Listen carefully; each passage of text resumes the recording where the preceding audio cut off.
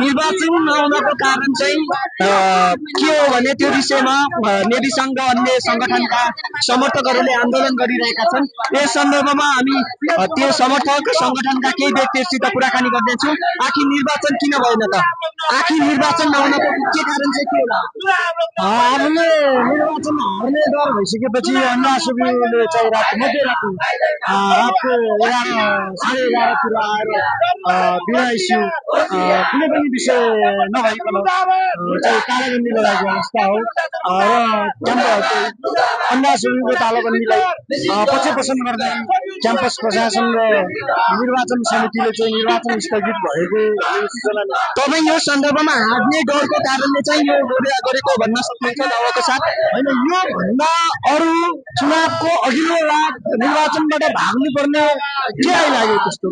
त्यो भनेको हार्ने डर बाहेक अरू के पनि देखिन्छ। अनि तपाईँले यो सन्दर्भमा शान्तिपूर्वक ब्रह्मले भन्नु पर्यो भने उहाँका संगठनका व्यक्तिहरूलाई के भन्नुहुन्छ?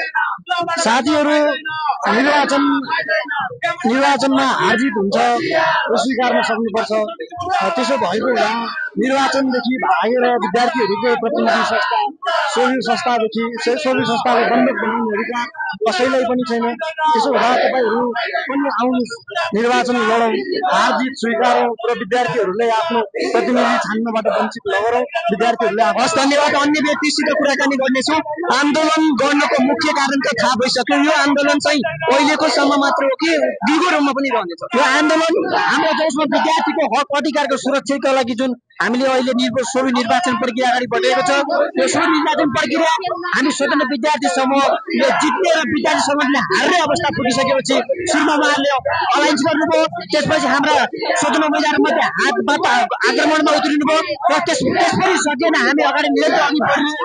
यो अवस्थामा उहाँहरूले अहिले तपाईँ दावाका साथ भन्नुहुन्छ हार्नको डरले उहाँहरू चाहिँ निर्वाचन गर्नुभएको होइन भनेर? हामी यो दावाका साथ भन्न चाहन्छौँ। हामी स्वतन्त्र उम्मेदवारहरूले जित्नु निश्चित भइसकेपछि, उहाँहरूको हार सुनिश्चित भइसकेपछि उहाँहरू पहिला गठबन्धन गर्नुभयो, त्यसपछि भौतिक आक्रमण उत्रिनुभयो र अन्तिम अवस्थासम्म हामी पछि नहटिसकेपछि उहाँहरू अहिले चुनाव लड्ने स्थितिमा पुग्नुहुन्छ। यदि निर्वाचन नभएसम्म तपाईँको आन्दोलन जारी रहन्छ? हामी यसलाई निरन्तर हामी सडकमा हुन्छौँ। हस्, धन्यवाद।